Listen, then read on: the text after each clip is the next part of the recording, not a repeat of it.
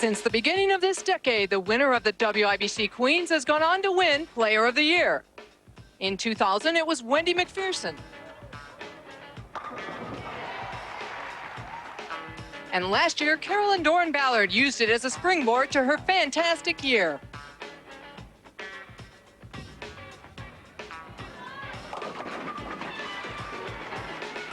Will history repeat itself? Find out next as we begin our 2002 season.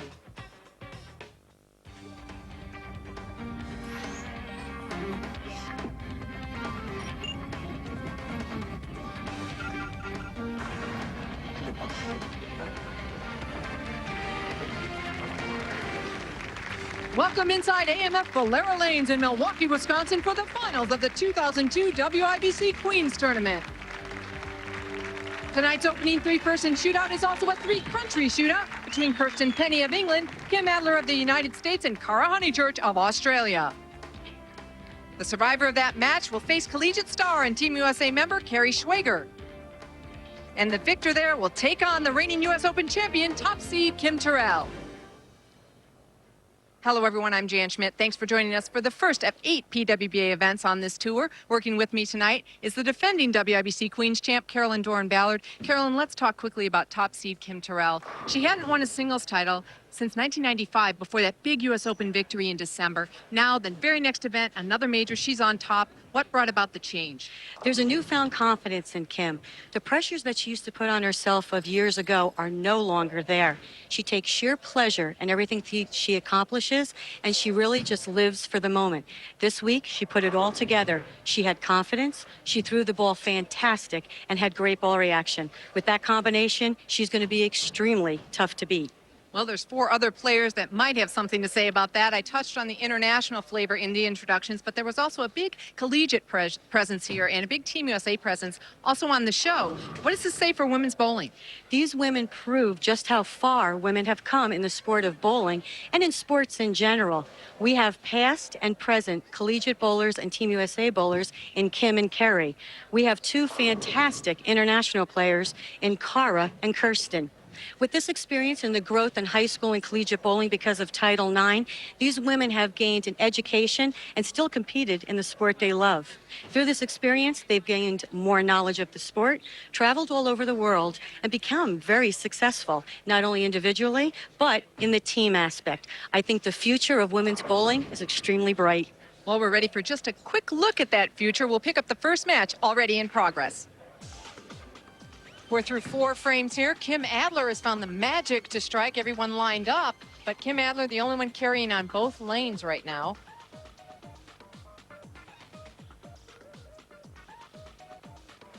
Here's a look at Kim Adler in the first 4 frames.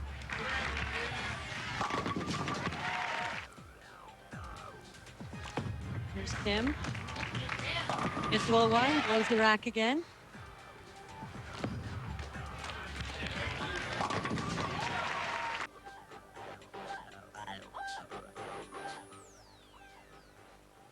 Those 3 shots all look the same, and so did the 4th. Now we're looking at Cara Honeychurch live and ready to go in the 5th frame and leaving a 7-pin. Before she started, Cara wasn't sure whether she was going to go up the back of the ball or try to come around it a little bit. During the week, she said she really had to try to get the ball to break into the pocket. Tonight, she said she found that every time she did that, her break point was a little inconsistent.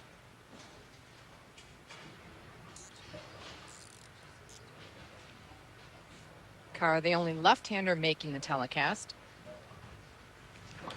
Had a strong year last year, 4 titles. Ooh, a little close. And very weak fair there, but it's fair nonetheless. So 7-pin is down. Changed to a ball that didn't hook very much, and I think she's very glad she did. Kirsten Penny now from England, the other international player here in the finals. Very impressive bowler. That's really her first missed shot of the game.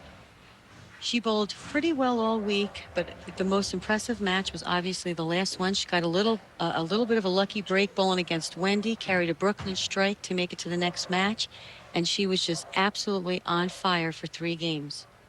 She wasn't. That was against Kathy Dorr and Lizzie, who had also bowled phenomenal throughout the event. They were fighting for that last spot on the show. Definitely made her kept striking, that's for sure. Now Kim Adler, and she continues her strikes. 5 in a row for Kim Adler. And back to Kirsten, the shot you just saw her make, the Brooklyn, that is similar to the shot she carried against Wendy to make it into that final match. But she said, hey, I had a few bad breaks that match too, so hopefully it all washes out. Very nice young lady, and talking with her last night. And especially in this type of format, when you're in 3 games, you're changing pairs after every match. Let me tell you, there's just a little bit of a luck factor involved. Not often, but I'll tell you, you can really use it every now and then. Kara now up in the 6th frame. Like she slipped a little, turned sideways at that release. Fell off her shot a little bit. Wasn't a very good shot. She wasn't very happy with it, shaking her head on the way back. Kirsten qualified 5th with a 212 average. That was her entire tournament average. She averaged 213 in match play. She had some good draws. Her opponents only averaged 199. Yes, actually very low scoring compared to some of the other matches where people were losing with 680, 690. Ooh, disastrous split. 5-count split. That'll definitely hurt. She's on a spare. I'll tell you what, these two ladies, Kirsten and Kara, need to be striking because Kim Adler doesn't look like she's going to miss. No, Kim Adler's on fire.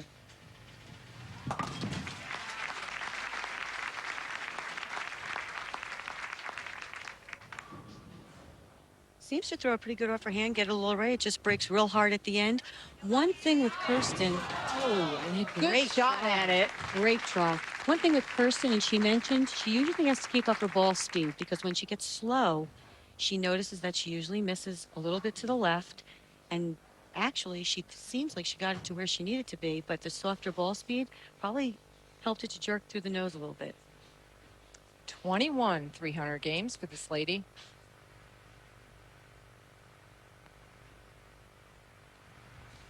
As she has the front 5 going for 6. Yeah, carrying that 10 pin. She's found the right combination. And Carolyn, I know you found it. You could, if you got the right ball in your hand, you could carry, but otherwise it was tough to carry. Absolutely. I mean, pair to pair, they were very different. You know, each lane, it wasn't always the left lane that hooked more or the right lane. It was very critical for you to have the right ball and be in the right part of the lane. Kara Honeychurch trailing Kim Adler by 53 pins, and it'll be more with that 6 count. Kara might be experiencing a little more carry down. She is the only one on the left side of the lane, and she did say as the week went on, she felt they got tighter.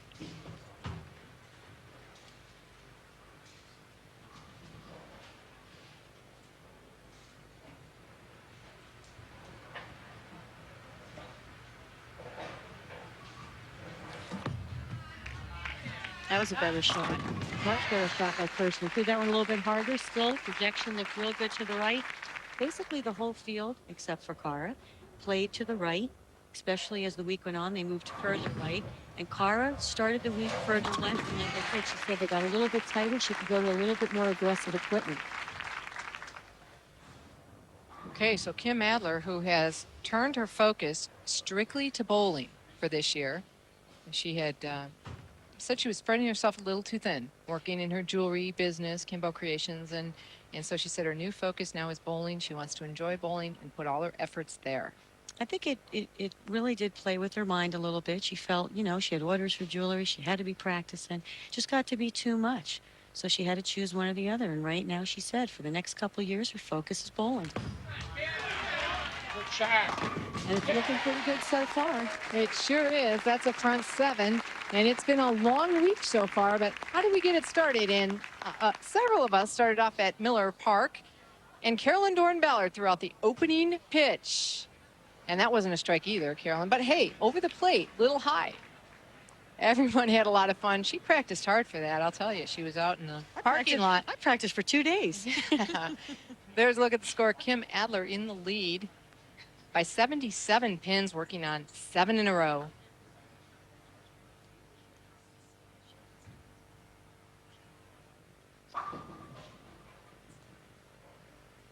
Funny, even though Kara had a great year last year, she said, you know, one thing, she She still wants to be better than she was last year. Did not make many changes in her game. She just wanted to improve on what she was doing, make that the best it could be. Oh, well, that was an unfortunate break, 7-10.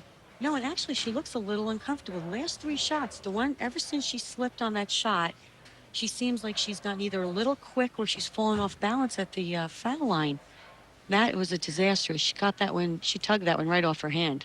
There's a look, Carolyn, and all the international players here this week. It's definitely grown over the years, and the talent, I made a comment within the last 3 years, the talent at the WIBC tournament has just really gone up. So it's really, it really proves that the women bowlers of all caliber have definitely gotten better. Well, there's more opportunity for them to learn. More training, more coaching, more sponsors. Great comeback shot for Kirsten.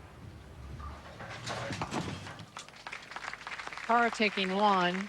Kirsten with a double, but Kim Adler pretty much has command of this match as long as she just keeps hitting the pocket. Kim said only about 10 days, actually she said 10 days ago exactly, made a little change in her game with Bill Spiegner. Instead of being so deliberate with her push away, she's made it a little more compact, got it into the swing just a little quicker. And I'll tell you, I've always thought Kim is a great bowler. Didn't bowl up to par last year, but I'll tell you, she looked great this week. Yeah, she was 10th in points last year, 12th in earnings, and that is definitely not her time. She said she lost her feel. Ooh. Oh, Pin coming around, thought it might trip it out. but a good run, front seven, that's the way to start in the WIBC Queens tournament. It's the way to start in any tournament. And she also made the comment for not being on a show for quite some time. That's a great start.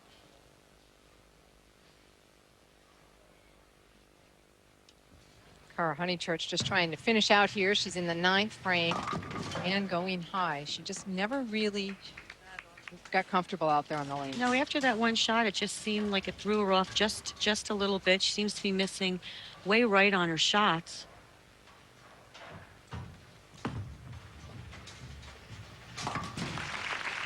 Kim putting the spare, staying safe, and mentioned Cara just wanting to improve on what she's doing. She actually said to me, you know, if I have the same year I had last year, it should be good enough for Player of the Year because I have to hope Carolyn Doran-Beller is going to back off a little bit. And I told her, absolutely not. But I appreciated the compliment. Actually, Cara is probably one of the most talented international players I've ever seen come over here. She's a very deliberate bowler. She practices a lot, very dedicated to the game and to herself, taking care of herself. So she deserves what she gets. Saw some of the medals that Kirsten has won. In fact, she just decided to bowl this event last week. She came back from Egypt. She won the Sinai. Whoa, good job there. Trip 9. She won the Sinai International Open in Cairo, Egypt, and went back to England and said, okay, I'm going to go to the United States. And Storm sponsored her to come over, and she was able to bowl this event, her first Queens event. I think she'll be back next year, too, with this performance.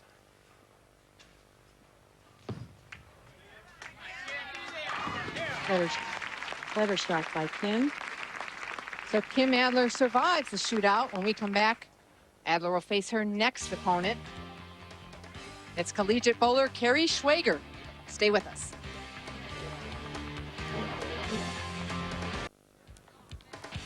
We're back in Milwaukee. There's a look at downtown, the genuine American city. Final score of match one, Kim Adler 278 to Honeychurch's 190 and Penny's 201. And we have a special guest with us, Dr. Dean Hinitz, sports psychologist. Welcome, Dean. We're glad to have you here. Well, thank you. There's a lot of interesting things about sports psychology. So tell us, what is bowling sports psychology? Well, in a nutshell, it's really about peak performance. And we're talking about a couple of things here. We're talking to the next performers here, the competitors. We're talking about really how to have the best of the best happen at a time like this, and you have to call it forth. And we're ready for the semifinal match. Kim Adler progressed, and she'll be facing Carrie Schwager. 278 game, big game, Carolyn. It's honestly, that is one of the best games I've seen Kim bowl on TV. I mean, last year she was not happy with her performance on TV. Nothing was coming together, so I think Kim is back. And that's excellent. I mean, the talent was always there. Just she worked, fine-tuned some things in her game, and she's back. So we'll get our first look at Carrie Schwager. actually a collegiate bowler, and she too decided to enter late, and it's her first Queens event, taking a deep breath. First individual television show here for Carrie, and she cannot win money because she's bowling in college, so they're going to provide a gift certificate to a car dealership for Carrie. I was wondering where that was when I was in college. That's a wonderful gift. Yeah, well, it's too long ago when you were in Exactly. college, girl. Dean, how much of the bowling game is mental and how much is physical in your opinion? Well, I would say at this level, we're talking about 5 of the best bowlers anywhere, and all things being equal, at this point, at this moment, I would say hugely mental game, mental emotional game is going to come into play.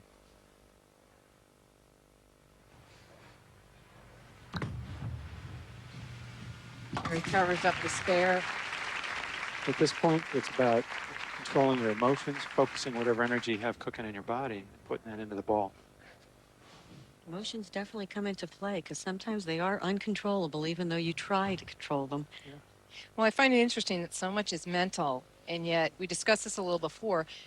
To my knowledge, most of the bowlers have someone that works with them on their equipment, a physical conditioning coach, their technical game coach, but very few of them actually have a mental coach. Yes. Oh, beautiful shot by Carrie. Stone 8. Tell you, Well, at this point, these players at such a level that great shot. there's just a few things that are going to give any of them an edge over any of the others, frankly. And some of that's going to be how to bring into focus and bring into a game like this the very best of the best that they have. So bowlers and athletes are really missing the boat by not doing the mental aspect of the sport. I'd say some of the other sports are figuring that out. And I think that as the money is increasing in this sport, again, people will be looking for that mental edge most definitely. So Carrie sits down, and we'll see how she handles that unfortunate break in the second frame. Meanwhile, Kim Adler back up, and this lady has done nothing but hit the pocket. Carolyn, on her fill ball, she threw a different ball. She threw a different ball, I think, just to see what type of reaction would give her on the lane, just in case this one maybe stops hitting for her. She doesn't like the way it rolls. You know, sometimes you get that little bit of feel where, you could bowl a great game with the ball, and all of a sudden, something happens. So just to be prepared. And one thing, Kim, is she is prepared. Definitely. One of the most prepared bowlers out there. And yourself, too, Carolyn. You're very prepared, usually. You have to be. These women out here, I'm telling you, you have the bullseye on your back every week. They're great athletes.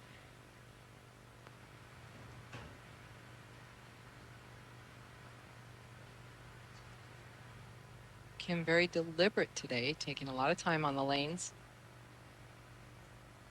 She's not one of the quickest bowlers, but she is taking quite a bit of time, more so than usual.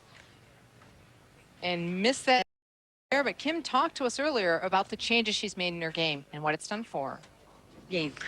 Well, exactly 10 days ago from today, I came up here to the Chicago area and worked with one of my coaches, Bill Spigner, and he looked at some videotapes from about 2 years ago when I was bowling much better and found that my swing was much more compact than it has been for me the last 2 years. So we just worked on changing and making it more compact and not out so in front of me, and that has helped my game tremendously this week, obviously.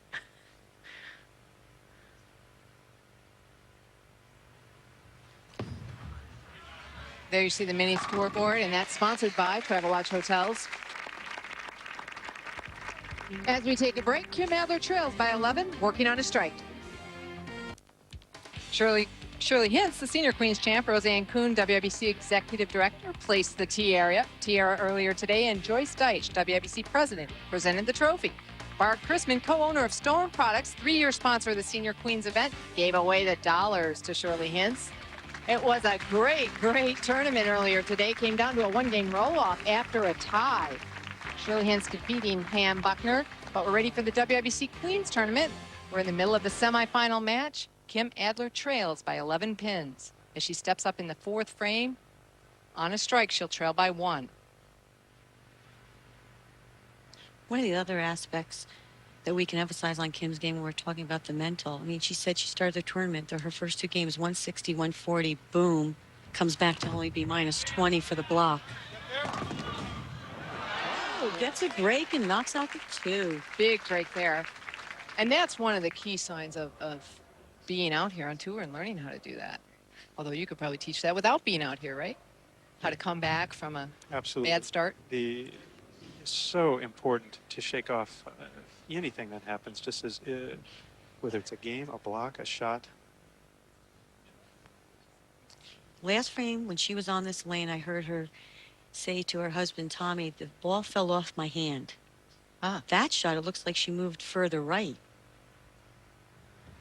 Ball not quite finishing. Let's see what she does next time she gets up on that right lane. Well, what would you say, Dean, is the single most important mental game factor? Without a doubt, the single most important factor has to be confidence. Okay, so where do you get that from? Well, the illusion is that you have to have a history of great results to have confidence now. Well, watch a shot. But I will say that's only the illusion. That's the myth. Oh, okay. There's Tommy Adler, Kim's husband. He's looking on. Doesn't look too happy. Kim's bowling great. I think he's just as intense as Kim is. He is. Kim looks like she moved further right on both lanes. You're right. Yeah. And she's going very direct. It's not as if she was bellying the ball in the beginning anyway. I mean, she's going very direct from the very beginning, but she looks like she's definitely moved further right. And this ball does not seem to be picking up the roll and finishing like it was in the beginning.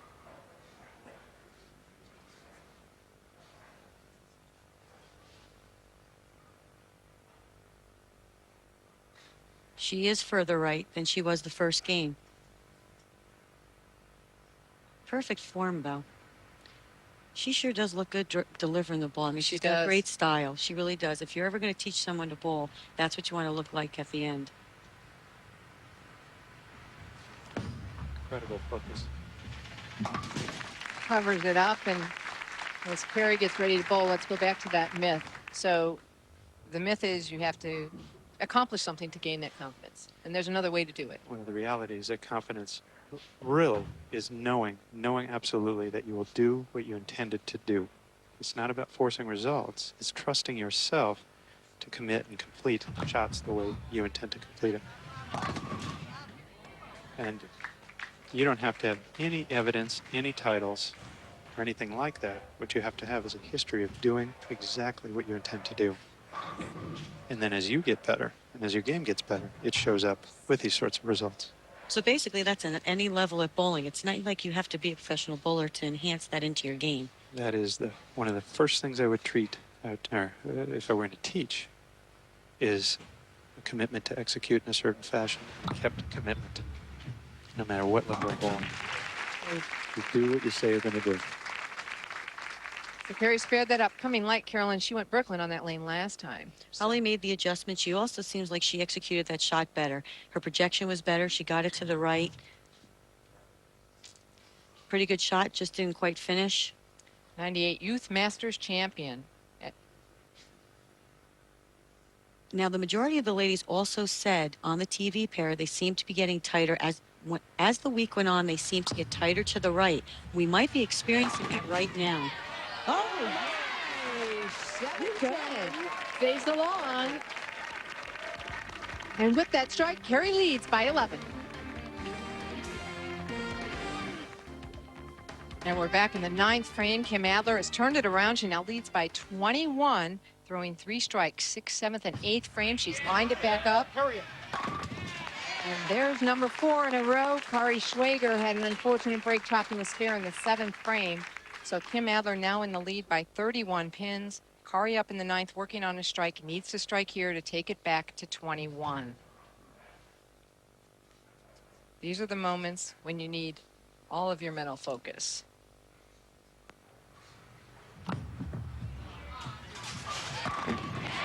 She came through with a great shot. New moment in time, shook off whatever happened and brought it all. And the last 2 times she's been up on that lane, she has not thrown a good shot. So that was excellent. This would be a good time to ask you, how is bowling similar or different from other sports in terms of sports psychology? Well, of course, the obvious comparisons to golf are there, and the mental games are very similar. Surprisingly, we also see some similar features to diving and gymnastics and skating, where there's no defense. Be there. Get it. Oh, look at this. This is huge. If she strikes out, she could shoot 216. She could actually force, I believe, Kim Adler to throw the first strike to win. Yep, that's exactly what occurs. And Because a 9-spare strike could be a tie. And this is where, when we talk about the experience they come here with, you did not see this 5, 8 years ago out of somebody who showed up just to bowl one tournament. You know, it was very rare. I mean, they work on their mental games for these college programs, and Yes, they do. wonderful job. Look at this. Come on. Oh. That was huge.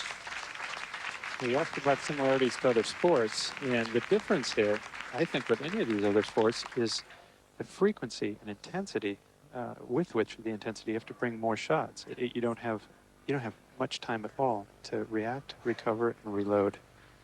You can't really regroup. I mean, Well, you can. You just have to get very good at it. okay, well, big finish by Carrie Schwager, 205. And she has absolutely nothing to be ashamed about. Kerry bowled fantastic all week. She won her matches. She made some key shots when she needed to. Very impressive. I think she's going to have a great career. I'm looking forward to watching her. So Kim Adler will need a mark here to advance.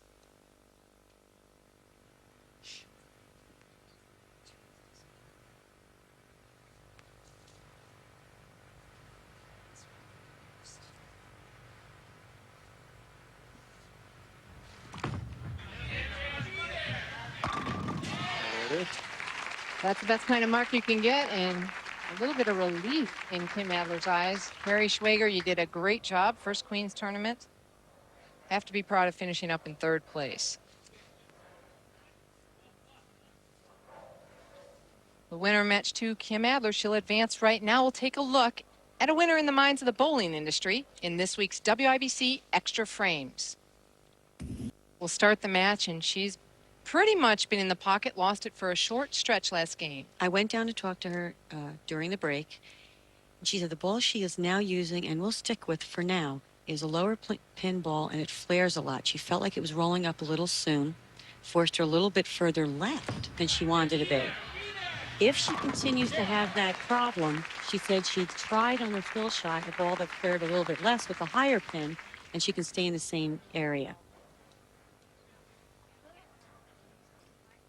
Okay, Kim Terrell getting ready there to... She's losing her microphone. Before microphone. she gets up there for her first shot. There's Barb Chrisman, co-owner of Storm Products, the sponsor of the Senior Queens for the last 3 years, and she stayed to watch the Queens event. Very big supporter of the tour.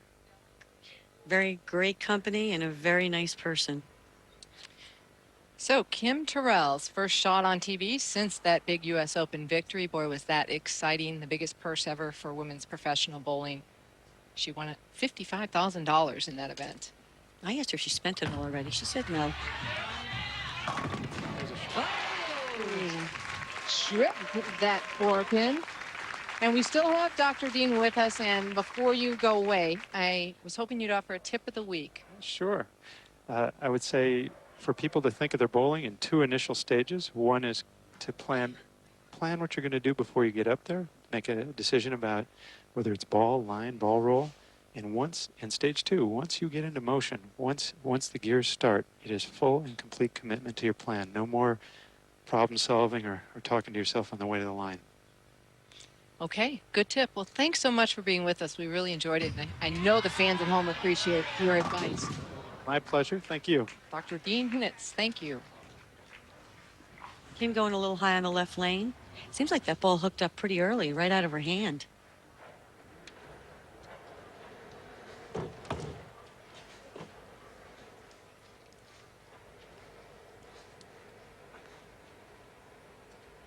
Kim taking a little time here to shoot at the 369 she left. Now, don't forget, no matter what happens this match, if it's not Kim Terrell that wins, she gets another chance. Yes, we need to point that out. That's Thank right. you, Carolyn. Double elimination, and Kim has not lost. She's undefeated, so she'd have to be beat twice as she covers that spare. Talked about the college bowlers here this week. Well, the best in intercollegiate bowling take to the lanes on Thursday, May 16th at 3:30 p.m. Eastern as ESPN2 brings you the finals of the Intercollegiate Bowling Championships from Transit Lanes in Williamsville, New York. Catch all the exciting action as 4 teams battle it out for the men's and women's championship.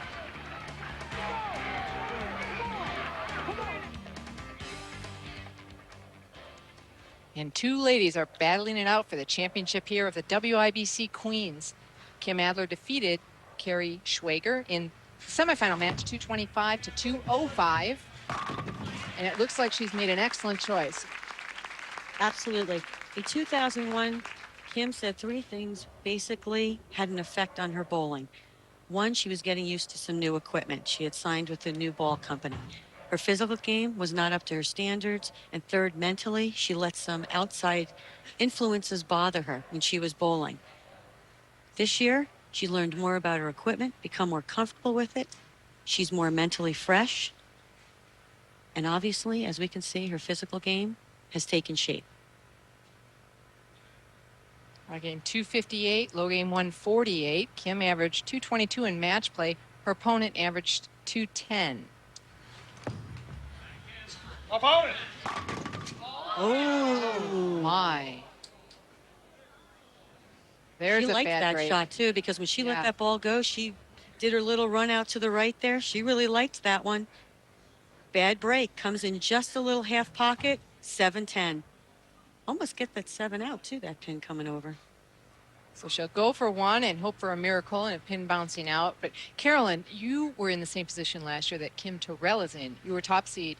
You would have to lose twice to lose the match. Different strategy, or do you just go for it in match 1?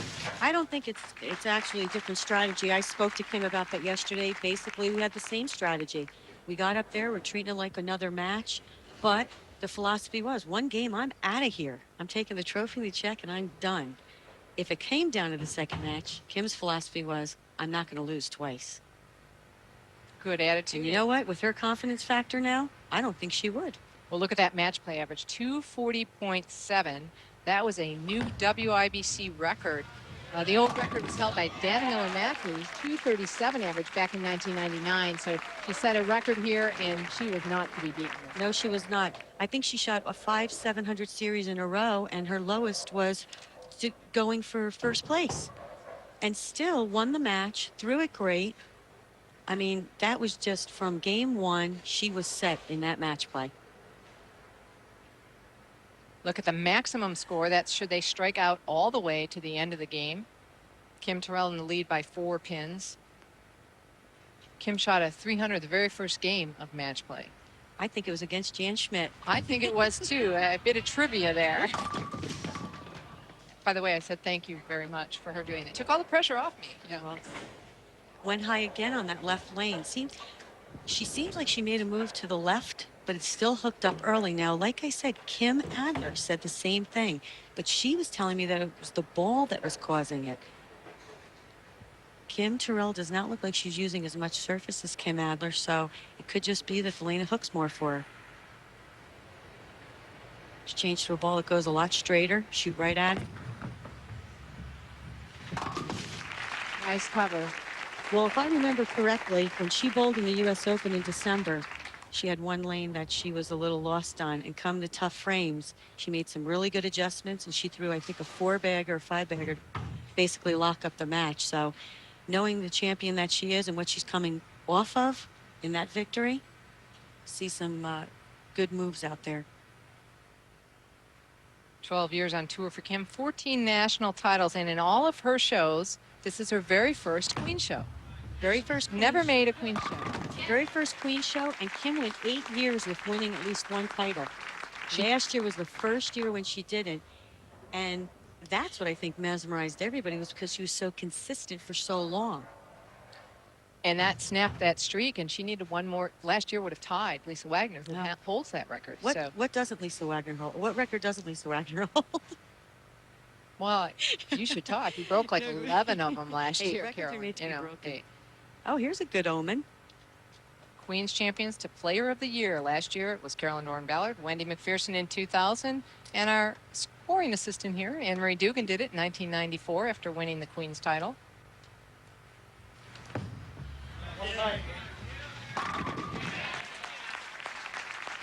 So midway through this match, it's a close one. Kim Adler is in the lead. We'll be back with the final frames. Don't go away.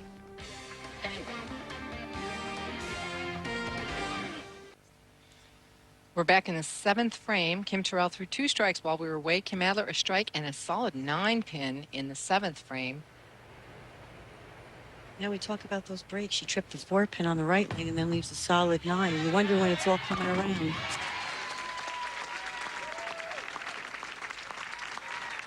So Kim Terrell now in the lead. Ball hooked early, right through the nose. Same thing.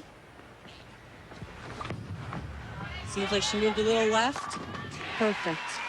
That was our last 3 shots on the left lane. left lane, yes.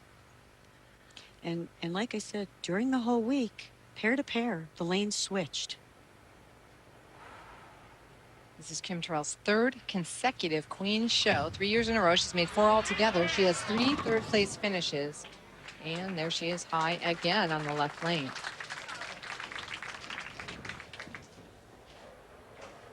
So we have a really tight match. Kim Terrell in the lead by just 3 pins at this point. Don't forget, double elimination.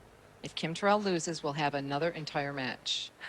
I'd also like to say a quick hello and hope you're feeling better. Joyce Vanaka, Elaine, and Nikki Giannoulias' friend, feeling a little under the weather and wanted to know that all the PW players were thinking about her this week. All right, we're wishing her well. And Kim covers up that spare. So it remains 3 pins. Kim Adler now stepping up in the 8th frame.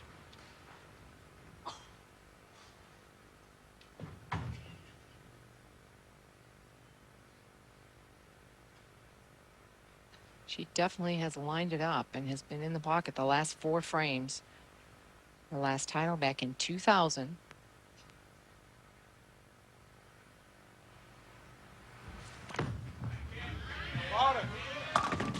Ooh, I'll tell you, she got that ball in right off her hand, looked a little left of her target. She didn't get the 4 out that one. She tripped the 4-pin last time on that lane, missed a little left. Gets the swing down a little quicker. It's a little shorter, a little more compact. Gets it in. She's been getting the ball out to about 8 on the shot. That one was a little bit in, didn't get it right of 10. Went a little high. Kim told me all week, though, she really never got left of 12, 13, getting it out to 8, 9. Basically stayed in the same area, just changed balls. That's Kim Adler. Right, yeah. I keep forgetting that. Look at my last name. So with that spare, Terrell in the lead by 4 pins. Adler now getting ready to step up in the 9th frame. Really has to set up a strike here. One thing this week, we did bowl on a sport condition, a certified sport condition. They oiled the lanes 39 feet, used offense oil. We're bowling on synthetic lanes. Both ladies said that the sport bowling last year made them better bowlers.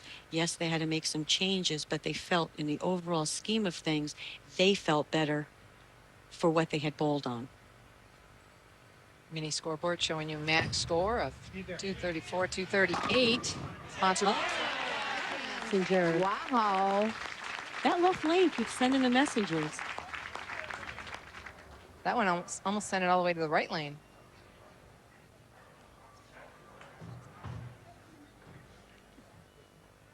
Come on. Oh, She yeah. liked that one. There's the excitement of Kim Adler.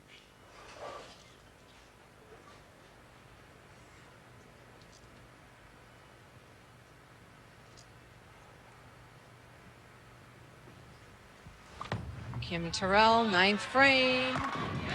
Big setup shot. As they used to say in the olden days, that's the foundation frame. That's the one that sets you up for the 10th.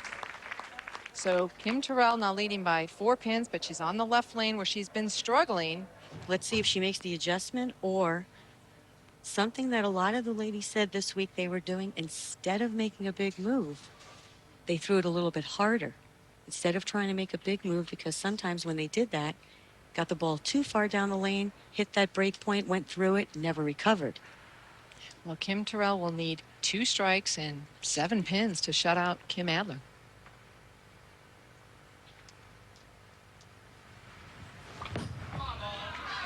Oh, she threw that one hard there. High flush. She sure did. Yes, she did. Put a little more speed on that ball. Last shot on that lane might have been a little soft. It was hooking a little early on her. Threw that one a little hard, got the ball out onto the lane, which beautiful. And she likes it. And let me tell you, when Kim Terrell shows you emotion, you know she likes it. Needs this strike and 7 pins. This is for back-to-back major events.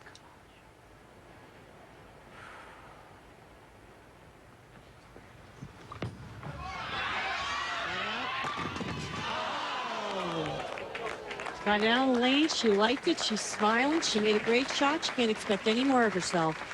She makes the spare. So Kim Adler still has a chance here, but she will need 2 strikes.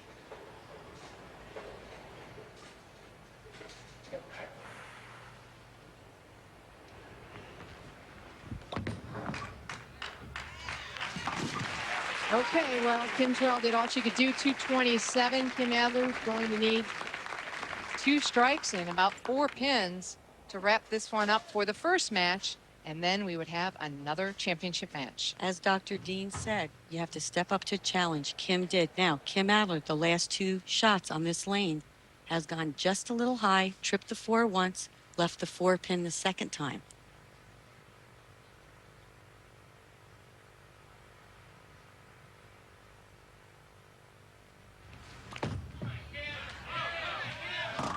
Goes high, it's all over. Yes, you can smile now, lady. That is back-to-back major titles. The WIBC Queens champion for 2002. She'll enjoy this moment, and we'll be right back with more.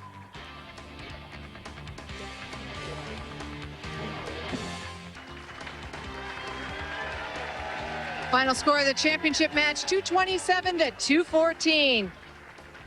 Kim Terrell was victorious here at the WIBC Queens Championship, and she has a lot of gifts on hand. Joyce Deitch, WIBC president, with the tiara.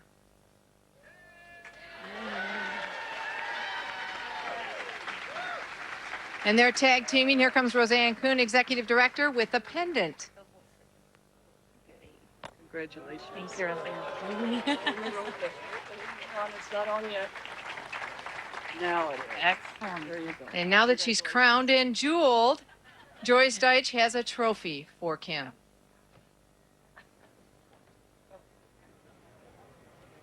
It's incredibly heavy, so be very careful. And it is for a very reward young lady. And I know you're looking for a check. So Sylvia Broyles, president-elect, is coming in with the cash.